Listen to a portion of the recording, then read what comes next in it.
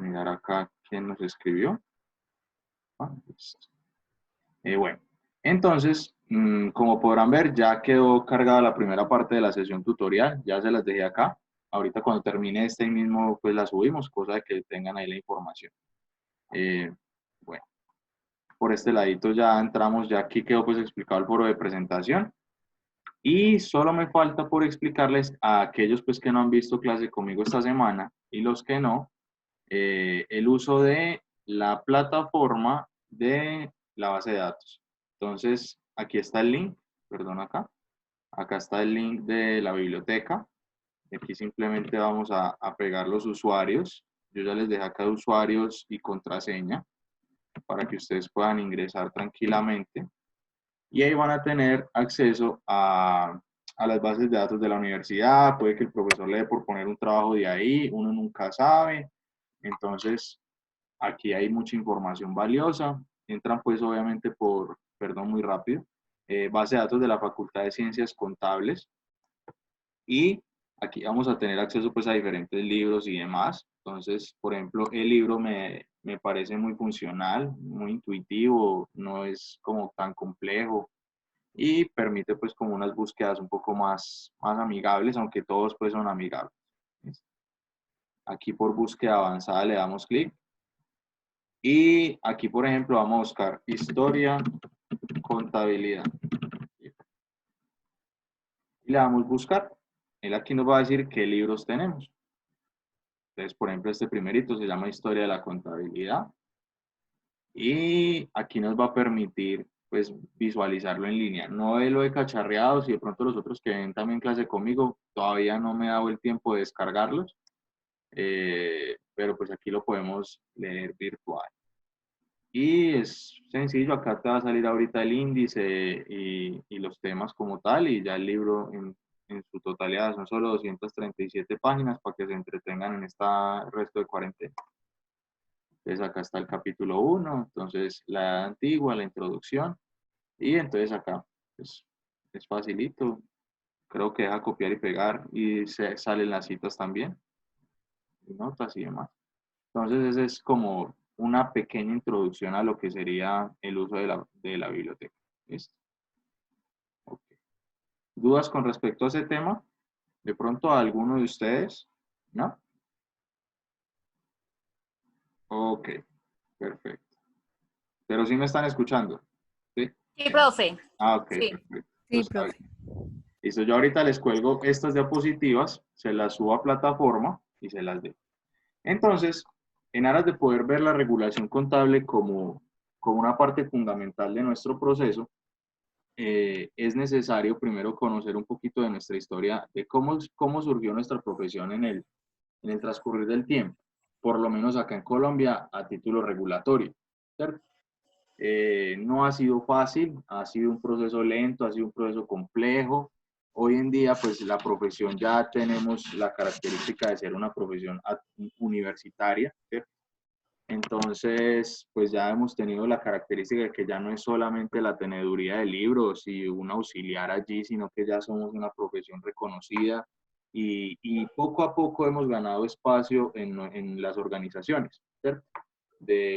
Para toma de decisiones, para manejo de información, para proyecciones a futuro, elaboración de presupuestos. Entonces, hoy en día, pues ya tenemos mayor relevancia dentro de dichas organizaciones. ¿Listo? Entonces, en primera instancia, en 1905, pues nace en un colegio, ¿cierto? Que es la Escuela Nacional de Comercio. Cuando tú consultas, es un colegio normal, es un colegio básica primaria y bachillerato, ¿sí? Y se empieza a enseñar y a tomar fuerza allí nuestra profesión, ¿listo? Entonces, se crea esta institución, ¿sí? Y la crea pues un decreto. Se crea en la ciudad de Bogotá. Más adelante, en el 31, se crea la Superintendencia de Sociedades Anónimas y el artículo 46 crea la institución de contadores juramentados. Y dice qué funciones va a tener esa superintendencia con respecto a esos contadores juramentados. Entonces, sí vemos que desde 1905 hasta 1930 se empieza a regular el tema. Es decir, hay 30 años donde está la Escuela Nacional de Comercio, se empieza a enseñar actividades o temas relacionados con las actividades mercantiles y nosotros estamos directamente relacionados con esos procesos comerciales, eh, porque nuestra historia así lo dice, ¿cierto? Cuando ustedes vean el videito cortico de los 2 minutos, vamos a conocer de dónde surge nuestra profesión, ¿cierto? Y por qué la importancia dentro del ciclo económico, ¿cierto? Entonces, esta profesión empieza a funcionar y ya empiezan a establecerse el contador juramentado, ¿cierto? Y será la superintendencia quien va a otorgar nuestro título, ¿cierto? Y va a decir, es que usted es un contador juramentado. ¿Qué es un contador juramentado? Adivinen que eso va a ser parte de la tarea, ¿listo? Entonces, esa sí no se las voy a decir todavía. Bueno, entonces ahí empieza pues nuestro camino a surgir un poco más. Luego el decreto perdón acá, el decreto 1539 ordena la expedición de requisitos que deben cumplir las universidades para ese proceso de certificación más adelante, para poder otorgar ese título. Es decir, le quita competencias a la superintendencia, ¿cierto? Y le establece unos requisitos a las universidades, ¿cierto? Entonces empiezan como a articular sector público y sector educativo de cómo va a ser y qué condiciones debe tener esa persona para poder llamarse un contador juramentado. Entonces van a decir, bueno, qué características debe tener, qué materias debe ver, cuál es ese pensum académico. Entonces van a encontrar más adelante cómo va a ser nuestro primer pensum, ¿cierto? Entonces es como el primer acercamiento que vamos a tener. ¿Listo? Más adelante, en 1945, más o menos en un momento crítico del mundo, ¿cierto? Que a nosotros obviamente no nos toca de lleno, porque eso se libra es en Europa, se está hablando de otros temas acá. Entonces, se empieza a crear por primera vez el curso de educación formal para contadores en esa Escuela Nacional de Comercio. O sea, ya como tal, pasaron 45 años desde que se funda bueno, aquí Natalia nos pregunta que si es 1539. No, en 1539 nosotros no estábamos ni pues pensando en nada de eso, ¿cierto? Estábamos en otra situación en 1500. ¿Listo? En 1500 se habla del decreto. ¿Listo? Decreto. Decreto 1539, ¿listo? Pero no es el año. ¿Ok? Para hacer ahí la salvedad. Entonces, con el decreto 126 de 1945, se crea por primera vez un curso de educación formal para contadores en la Escuela Nacional de Comercio. ¿Eso qué quiere decir? Miren que tenemos desde que se funda la Escuela Nacional de Comercio en 1900 y nuestra profesión apenas viene a aparecer en esa escuela por primera vez en 1945 nuestra profesión. Entonces vamos viendo que nuestra profesión es algo un poco joven, ¿cierto? Joven estamos hablando de unos, ¿qué es? 80 años, 75 años. Entonces es una profesión demasiado joven en Colombia, porque se empieza a dar una educación formal en el tema del contador, o sea, empezamos a formarlo debidamente. Y vean lo que se demoró después de que se estructura una escuela de comercio, cuánto tiempo tarda, 45 años, en tomar una estructura a nuestra profesión, en tomar ese pensum académico, en aclarar todos esos procesos. Entonces, ahí es donde uno empieza a ver por qué muchas veces el contador no se le da la relevancia que tiene, ¿cierto? Mira que se demoraron demasiados, casi 2 generaciones, en decir, bueno, vamos a empezar a, a fomentar esa formación y con una estructura de vida, con que tengan un rigor, un estándar para saber más o menos qué competencias se deben tener, a pesar pues de que en esa época no se habla de competencias, sino de qué conocimiento debía tener ese contador, ¿cierto? Entonces, en ese camino y en ese transcurrir, ya en 1951, aparece el adjetivo de público, ¿cierto? No, o sea, antes se hablaba solo de contador juramentado, ahorita ya se habla de público.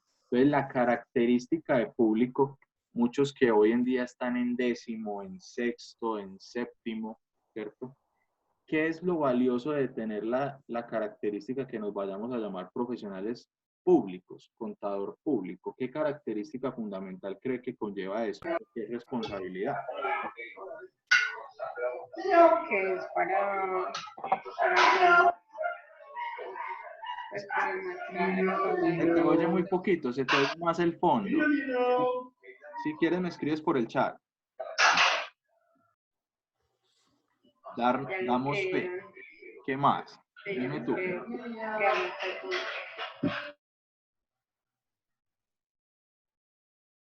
Ok, si quieres me escribes porfis. Listo. Aquí José nos dice que damos fe pública, sí. Y José, ¿y qué es eso de dar fe pública? ¿En qué consiste de dar fe pública?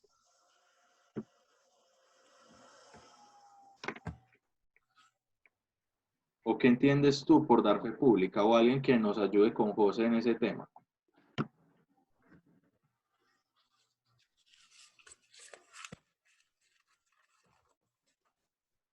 Eso Certificar sería como ser como un intermediario con el Estado.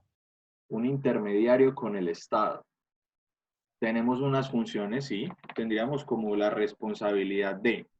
Perfecto, sí, podríamos asociarlo a eso. Certificamos como verídico, o sea, damos información de que eso es real, ¿cierto? Que la información es real. O sea, nosotros damos fe ante cualquier entidad pública que la información que hay en los libros contables son verídicos, son reales, ¿sí? O que la información la estamos certificando. Por eso muchas veces da tristeza ver cómo colegas hacen de pronto una certificación por 10.000 pesos, por 5.000 pesos. O sea, eso da tristeza porque eso desmejora nuestras condiciones de ingreso, ¿cierto? Y se menosprecia todo el esfuerzo que nosotros tenemos como profesionales, ¿cierto? Es como si tú vas hoy y pides una cita con un médico y el médico no baja de cita a 100.000 pesos, 150, 250.000. Un abogado no trabaja por valores tan pequeños como 15.000 pesos, ¿cierto? Y vemos eso día a día y uno le da tristeza a ese tipo de profesionales, ¿cierto? Porque uno dice, bueno, ¿qué tanto valoras tú tu profesión para cobrar tan poco? ¿Cierto? Entonces hay que tener cuidado con eso, eso es una parte de la reflexión. Entonces sí, estamos dando constancia y tenemos la característica de notarios, ¿cierto? Entonces uno dice, bueno, ¿por qué el notario es tan importante y el contador de pronto no se le ve con esa misma característica? ¿Cierto? Entonces son como reflexiones que van quedando. Y mira que desde 1951 nace esa característica de lo público, de que tenemos una responsabilidad con el Estado. Hoy en día, con esta situación que estamos viviendo, ¿por qué es importante la información financiera para el Estado?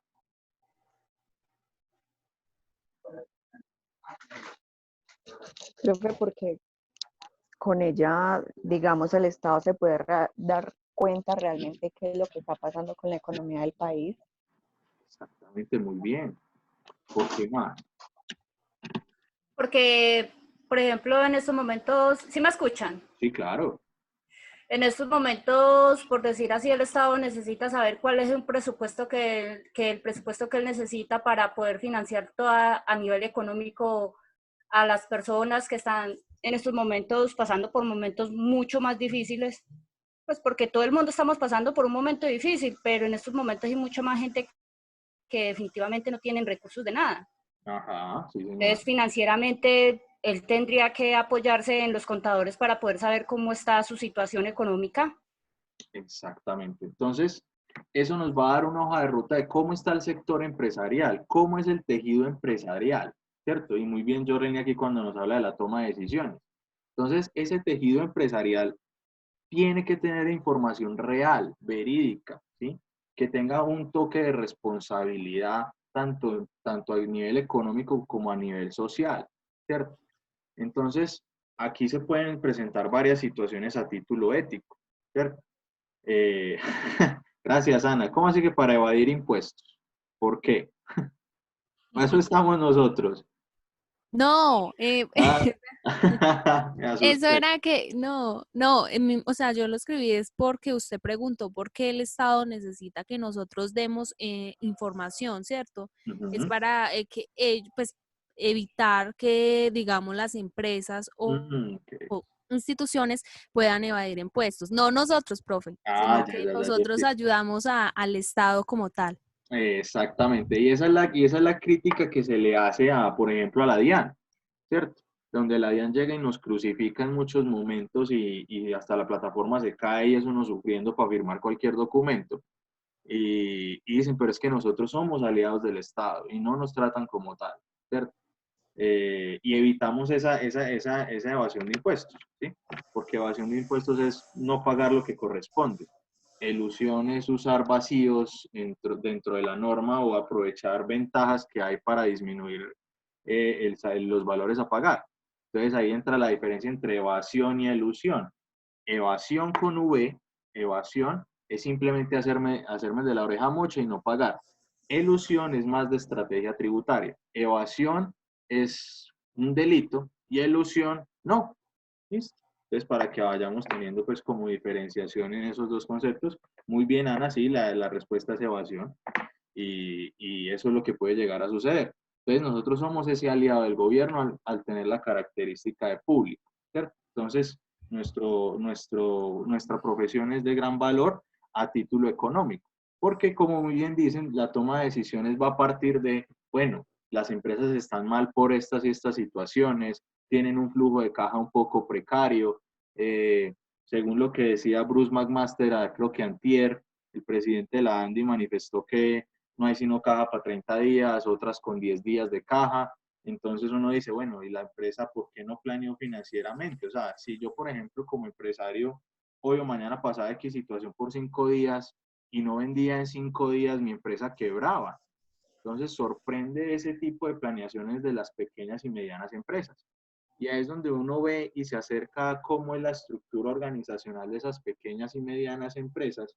Y el contador es contador público, es experto tributarista, es experto financiero, es experto en seguridad y salud en el trabajo, es experto también en derecho laboral, en derecho comercial.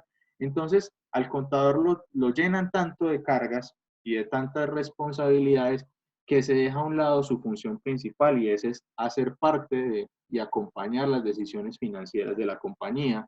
Y para eso, si tú ves una empresa grande, va a tener un departamento financiero, que va a tener un tesorero, que va a tener un responsable de impuestos, va a tener un responsable de talento humano.